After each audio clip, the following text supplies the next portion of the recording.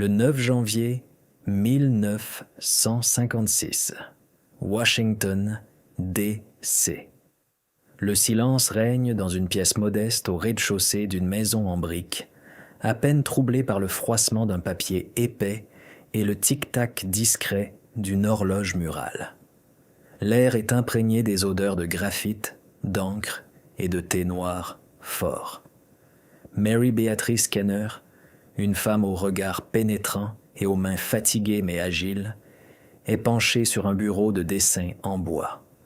Devant elle sont étalés des croquis, tracés d'une écriture technique régulière, et plusieurs feuilles de papier à cigarette portant les cachets du Bureau des brevets des États-Unis d'Amérique. Au centre de la table repose un prototype textile complexe, un entrelacement de bandes élastiques, de fermoirs métalliques et de matériaux imperméables soigneusement cousus à la main.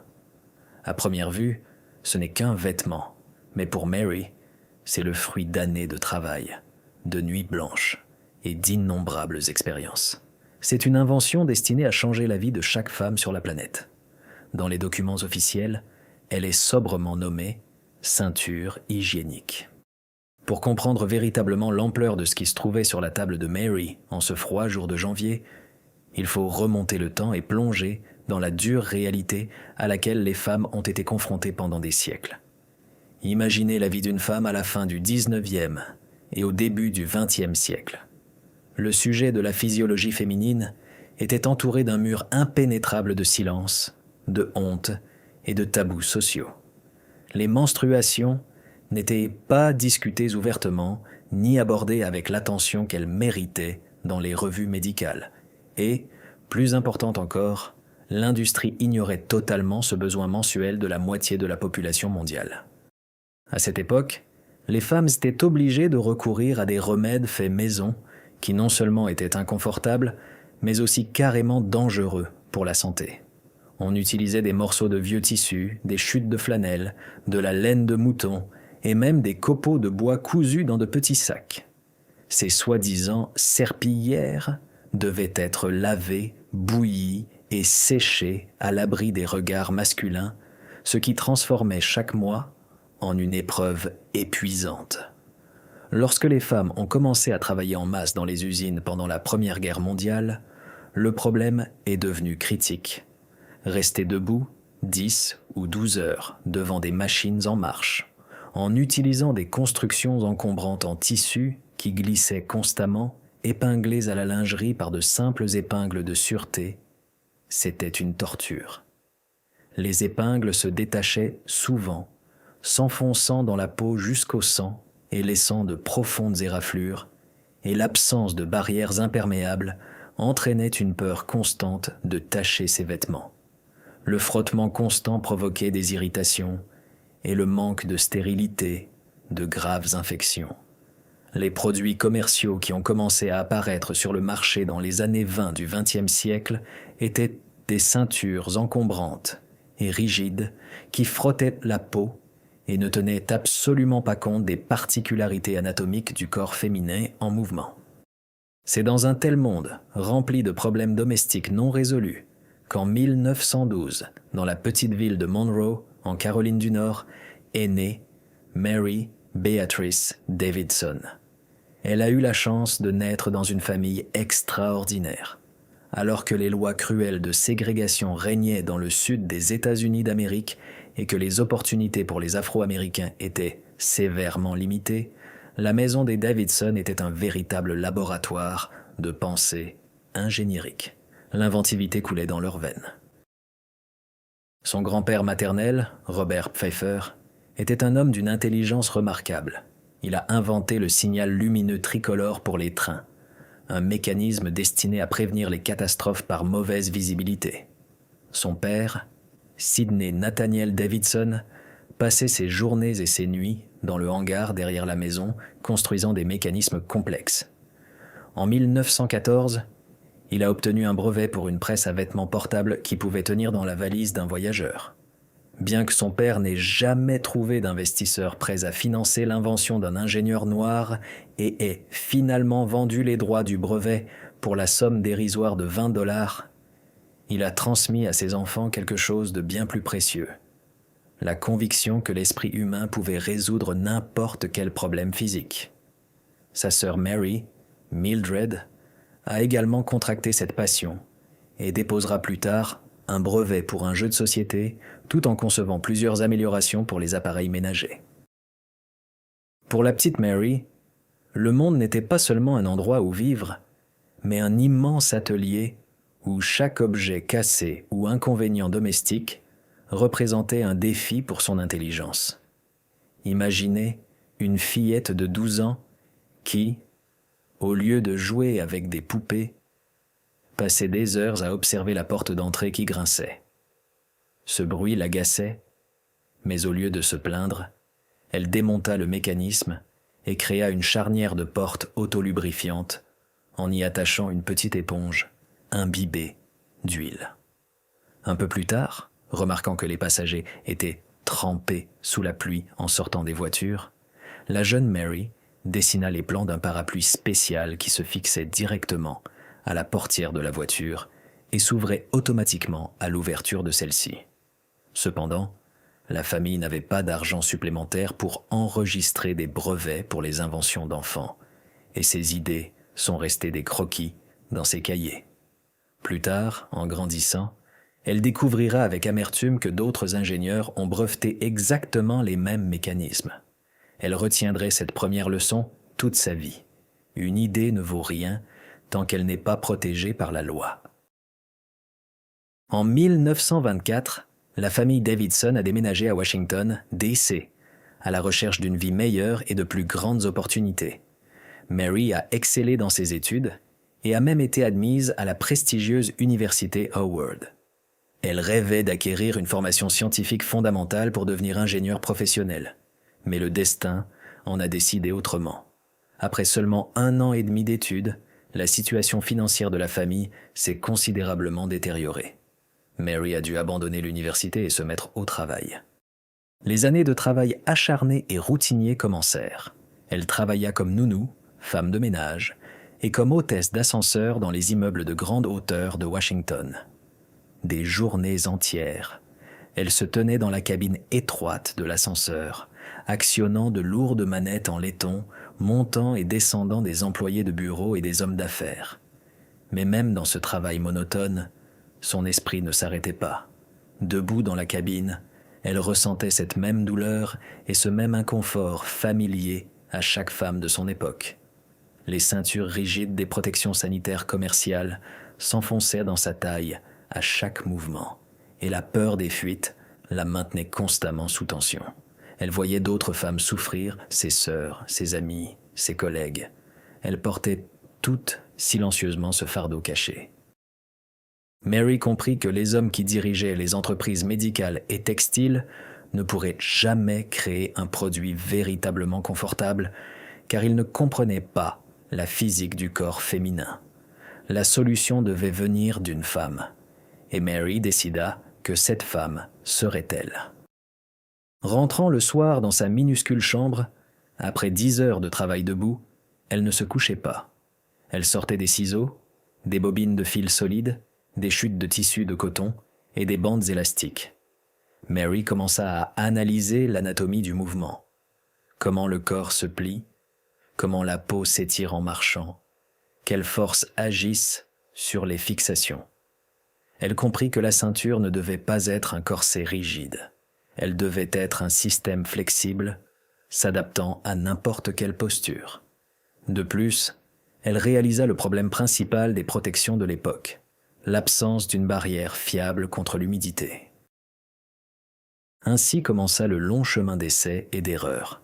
Mary achetait divers matériaux, les testait pour leur résistance, les lavait à l'eau bouillante, vérifiant comment ils conservaient leur forme. Elle cousait prototype après prototype, décousant sans pitié ceux qui lui semblaient insuffisamment parfaits. Sa chambre se transforma en une véritable laboratoire de génie textile, où chaque couture avait une justification mathématique et chaque fermeture était testée pour sa résistance à la rupture. Elle travaillait en secret, comprenant que dans la société conservatrice des années 20 et 30, la discussion de telles inventions n'aurait suscité que moquerie ou condamnation. Mais Mary Beatrice Kenner était inarrêtable. Elle n'allait pas seulement coudre une nouvelle ceinture, elle allait révolutionner l'ingénierie de la santé féminine, même si cela signifiait défier tout le système des brevets des États-Unis d'Amérique. Imaginez une pièce faiblement éclairée à Washington, au milieu des années 1930. Dehors, le vent d'automne glacial hurle, et sur la table de Mary sont posés des morceaux de tissu caoutchouté, des bandes élastiques et des fermoirs métalliques spéciaux. Pendant que les ingénieurs masculins des entreprises géantes se creusaient la tête sur l'aérodynamisme des nouveaux avions et la puissance des moteurs automobiles, cette jeune Afro-américaine résolvait un problème tout aussi important, mais totalement invisible pour le monde patriarcal de la science. Elle travaillait à l'ingénierie du confort féminin. Pour apprécier le génie de sa solution, il faut comprendre la mécanique du problème. Le corps humain en mouvement est un système biomécanique complexe. Lorsqu'une femme marche, s'assoit, se penche ou monte un escalier, son bassin, ses hanches et son abdomen changent constamment de position et de volume. Les ceintures hygiéniques existantes à l'époque étaient faites de matériaux rigides et non élastiques. Elles fonctionnaient comme des étaux. Si la ceinture était trop serrée, elle perturbait la circulation sanguine et laissait de profondes marques rouges sur la peau. Si elle était lâche, la structure glissait inévitablement, rendant l'utilisation de la serviette hygiénique inutile et risquant une fuite catastrophique. De plus, les serviettes étaient là fixées à la ceinture par de simples épingles à nourrice métalliques qui, sous la tension du tissu, avaient tendance à s'ouvrir, s'enfonçant dans le corps. Mary aborda este problema como una verdadera mecánica. Primero, abandonó por completo los armazones rígidos. Desarrolló un sistema basado en bandas elásticas que podían estirarse y contraerse sincrónicamente con los movimientos del cuerpo. Su cinturón consistía en una banda elástica ajustable para la cintura y dos correas elásticas que bajaban, una delante y otra detrás. Pero el avance principal, la verdadera innovación técnica, fue un bolsillo especial para el cable. Au lieu de demander aux femmes d'épingler des coussinets absorbants sur leurs sous-vêtements, Mary a conçu une poche intégrée et imperméable. Elle a utilisé des matériaux nouveaux pour l'époque, des tissus avec un léger revêtement caoutchouté qui commençait à apparaître sur le marché. Cette poche maintenait fermement en place une serviette en coton ou jetable, et sa base imperméable créait une barrière absolue protégeant les vêtements des taches. La serviette ne pouvait pas bouger d'un millimètre, et des sangles élastiques assuraient que la poche restait bien ajustée au corps dans n'importe quelle position. Pas d'épingle, pas de frottement, pas de peur. La phase de tests physiques les plus rigoureux a commencé. La vie même de Mary est devenue le terrain d'essai idéal.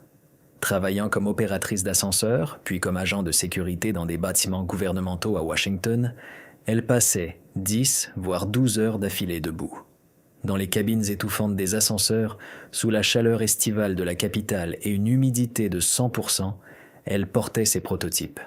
Si la ceinture commençait à irriter au bout de 7 heures de service, elle rentrait chez elle, décousait les coutures et modifiait l'angle de la bande élastique. Si le matériau imperméable semblait trop rigide et bruissait en marchant, elle cherchait une alternative plus douce. Étape par étape, point par point, elle a perfectionné son invention.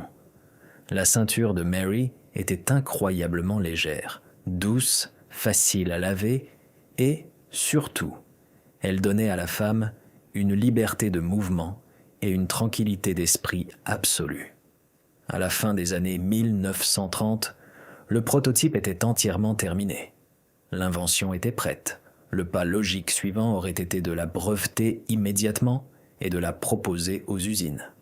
Mais la dure réalité s'en est mêlée. Le processus d'obtention d'un brevet aux États-Unis d'Amérique fut long, complexe et, surtout, un plaisir très coûteux. Il fallait payer des frais de dossier officiels, engager un dessinateur professionnel pour créer des illustrations techniques standardisées et, généralement, payer les services d'un conseil en propriété industrielle qui saurait rédiger la demande de manière à ce qu'elle ne soit pas rejetée par les experts stricts de l'office. Au total, Cela représentait des centaines de dollars. Pour une femme noire occupant des emplois peu rémunérés, vivant à l'époque de la Grande Dépression, c'était une somme astronomique. Elle avait à peine assez d'argent pour se nourrir et payer un logement modeste. Les années passèrent. La Seconde Guerre mondiale éclata. Le pays passa en état de guerre. Les tissus et le caoutchouc devinrent des matériaux rares, strictement rationnés par le gouvernement. Mary continua à travailler, mettant de côté chaque centime libre. Elle observait l'apparition sur le marché de nouveaux produits, mais tout aussi inconfortables, des grandes entreprises, et son cœur se serrait à la réalisation que sa solution idéale prenait la poussière dans un tiroir. Cependant, elle n'abandonna pas. Son père, Sidney Nathaniel, avait autrefois cédé son brevet pour une bouchée de pain. Mary jura que cela ne lui arriverait pas. Elle devait devenir la propriétaire à part entière de sa propriété intellectuelle. Au début des années 1950, sa vie s'était quelque peu stabilisée. En 1951, elle épousa James Kenner, un homme qui soutenait ses aspirations et croyait en son talent. En combinant leurs modestes revenus et en accumulant la somme nécessaire après des années d'économie tout stricte, Mary fut enfin en mesure de lancer la machine bureaucratique. En 1954, Mary Beatrice Kenner franchit le seuil du cabinet d'un conseil en propriété industrielle. Elle y étala ses croquis impeccables et posa sur la table le prototype en tissu lui-même. L'avocat, un homme en costume strict, la regarda peut-être d'abord avec scepticisme. Mais dès qu'il eut examiné la mécanique de la poche imperméable et le système de distribution de la tension des bandes élastiques, le scepticisme fit place au respect professionnel. La conception était irréprochable. La demande a été officiellement déposée. Dans les documents soumis à l'Office des brevets, l'invention a été décrite avec la plus grande précision technique. Le texte stipulait « Le but de la présente invention est de fournir une ceinture hygiénique améliorée, offrant un soutien fiable, possédant une élasticité pour le confort de la porteuse et comprenant une barrière imperméable. » L'attente a duré près de 2 ans. Les experts en brevet ont minutieusement étudié les archives, vérifiant si quelqu'un n'avait pas inventé quelque chose de similaire auparavant. Ils ont comparé les dessins de Mary à des centaines d'autres demandes.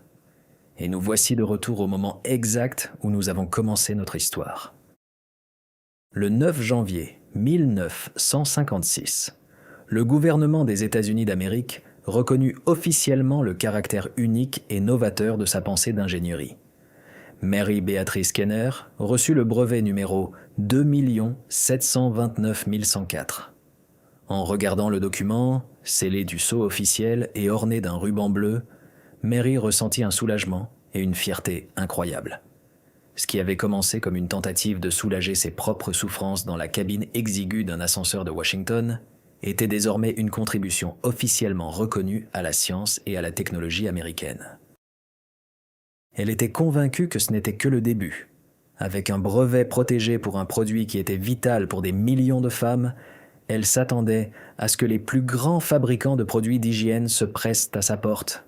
Après tout, les lois du capitalisme sont simples. Si vous créez un produit meilleur, plus pratique et plus fiable que celui de vos concurrents, le marché vous récompensera inévitablement. Forte de cette conviction, Mary a commencé à envoyer des lettres aux principales sociétés de fabrication du pays, leur proposant d'acheter une licence pour produire sa ceinture hygiénique.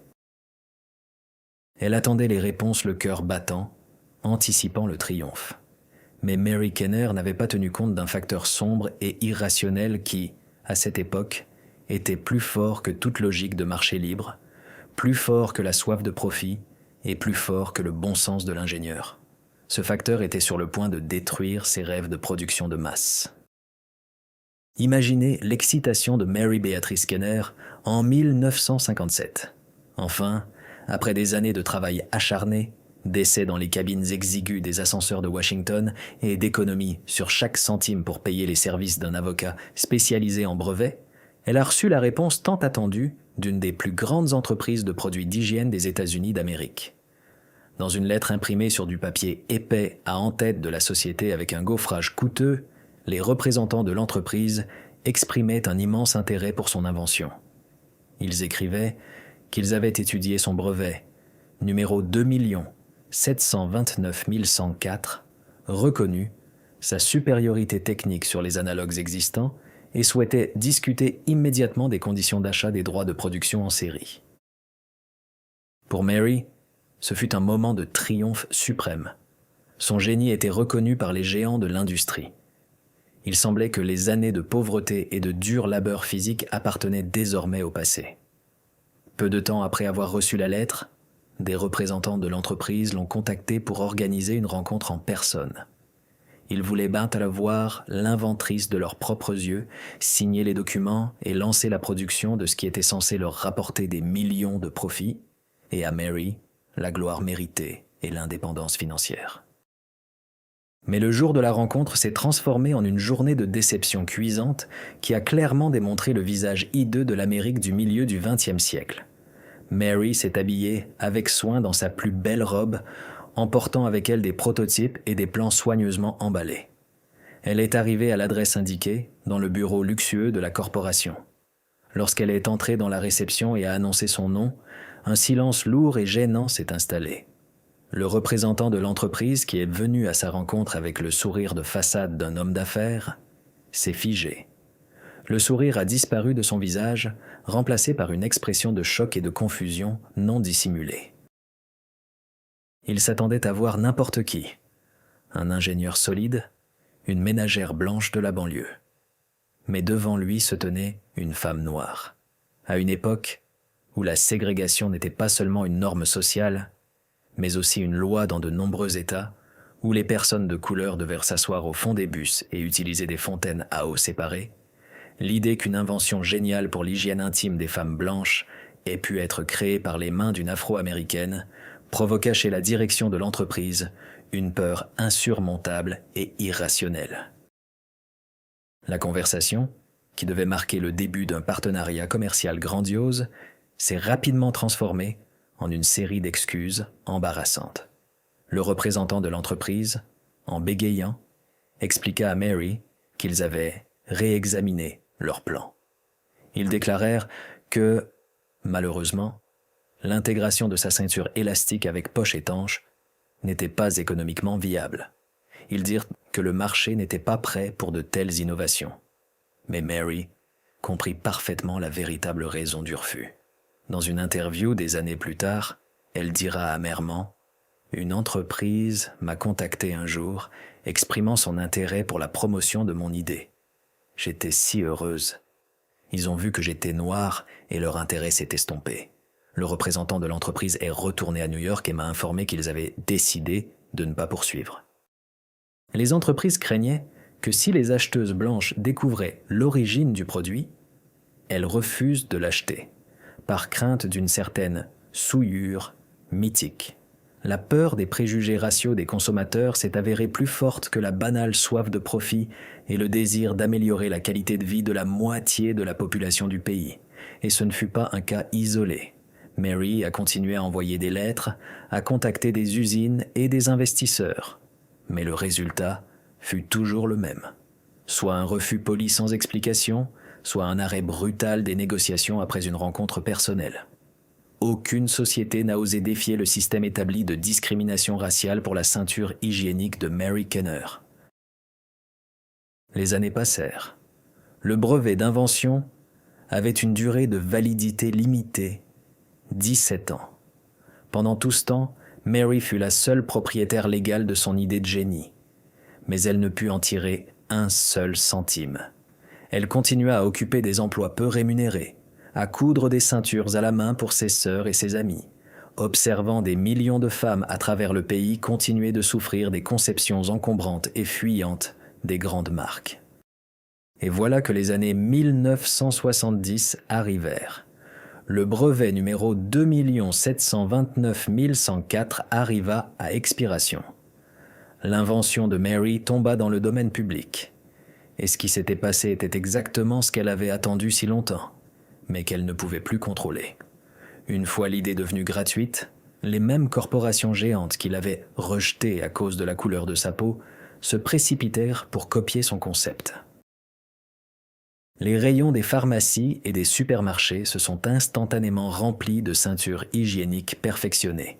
Elles reposaient sur les mêmes principes que Mary avait développés des décennies plus tôt dans sa petite chambre de Washington. Des bandes élastiques s'adaptant au mouvement du corps, l'absence d'épingles métalliques blessantes et, surtout, l'utilisation de barrières imperméables pour prévenir les fuites. Les fabricants ont gagné des millions de dollars grâce à ces technologies. Les campagnes publicitaires clamaient une révolution du confort et de la liberté de mouvement, sans mentionner le nom de celle qui avait accompli cette révolution. De plus, c'est le concept de la poche étanche de Mary qui a servi de pont vers la prochaine étape grandiose dans l'industrie de l'hygiène féminine, la création des serviettes hygiéniques modernes jetables avec un support adhésif. Les ingénieurs des corporations ont simplement repris l'idée d'une fixation fiable et d'une barrière imperméable et l'ont adaptée aux nouveaux matériaux chimiques. La contribution de Mary s'est diluée dans la production de masse, son nom s'est effacé des rapports d'entreprise et de l'histoire du succès commercial de ses marques. Mais l'esprit d'invention de Mary Beatrice Kenner ne s'est pas éteint après cette défaite cuisante. Elle ne s'est pas aigrie contre le monde, ni n'a baissé les bras. Comme son père, Sidney Nathaniel Davidson, elle ne pouvait s'empêcher de penser comme une ingénieure. Son cerveau cherchait constamment des moyens de rendre la vie des gens plus confortable, en particulier celle des personnes souffrant de limitations physiques. À la fin des années 1970, sa sœur Mildred, avec qui elle partageait autrefois une passion pour l'invention, a reçu un diagnostic de sclérose en plaques. La maladie a rapidement progressé et Mildred s'est bientôt retrouvée clouée dans un fauteuil roulant. Mary a observé les souffrances de sa sœur, qui avait perdu la capacité de se déplacer seule et de prendre soin d'elle-même de manière autonome. L'un des plus gros problèmes pour Mildred est devenu le lavage sous la douche. Les chaises d'hôpital étaient encombrantes, glissantes et absolument inadaptées à une utilisation dans la salle de bain. Une fois de plus, Mary Kenner est retournée à sa planche à dessin. Elle ne s'est pas plainte de l'imperfection de l'équipement médical. Elle a décidé de l'améliorer. Mary a conçu un accessoire spécial pour fauteuil roulant, un plateau qui se fixait solidement aux accoudoirs et permettait à une personne handicapée de se laver en toute sécurité, en tenant les éponges, le savon et autres articles, sans risquer de les faire tomber par terre et de se blesser. En 1976, elle a breveté cet appareil. Ensuite, elle s'est penchée sur les problèmes des personnes souffrant de douleurs dorsales lorsqu'elles se lavaient dans la baignoire. Et en 1987, elle a obtenu un autre brevet pour un support spécial pour gants de toilette, permettant de se masser le dos sans avoir à se pencher.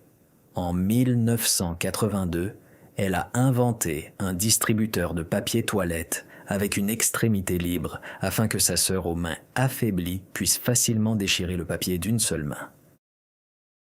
Au total, Mary Beatrice Kenner a obtenu 5 brevets pour ses inventions. Aucun d'entre eux ne lui a apporté la richesse ou la renommée mondiale de son vivant. Elle n'est jamais devenue millionnaire, son visage n'a jamais fait la une des magazines, et son nom n'a jamais été étudié dans les manuels d'histoire des sciences. Jusqu'à la fin de ses jours, elle a mené une vie modeste en Floride, gagnant sa vie en créant des arrangements floraux dans sa propre petite boutique. Mary est décédée le 13 janvier 2006, à l'âge de 93 ans. Ce n'est que des années après sa mort que les historiens des sciences et les militantes féministes ont commencé à fouiller dans les archives de l'Office des brevets des États-Unis d'Amérique et à redécouvrir au monde l'ampleur de son génie. Aujourd'hui, ses dessins sont exposés dans les musées et son histoire est enseignée dans les universités comme un exemple frappant de figure méconnue dans le domaine scientifique. Mary Beatrice Kenner n'a pas simplement inventé la ceinture hygiénique. Elle a créé le fondement de la pensée d'ingénierie sur lequel repose toute l'industrie moderne de plusieurs milliards de dollars de l'hygiène féminine. Chaque fois que des millions de femmes dans le monde ressentent du confort, de la liberté de mouvement et de la confiance en soi, elles s'appuient de manière invisible sur le travail, la persévérance et le brillant esprit de cette femme de Washington dont l'invention a été refusée à l'achat à cause de la couleur de sa peau. Et bien que les entreprises aient volé ses profits, elles ne pourront jamais effacer son héritage.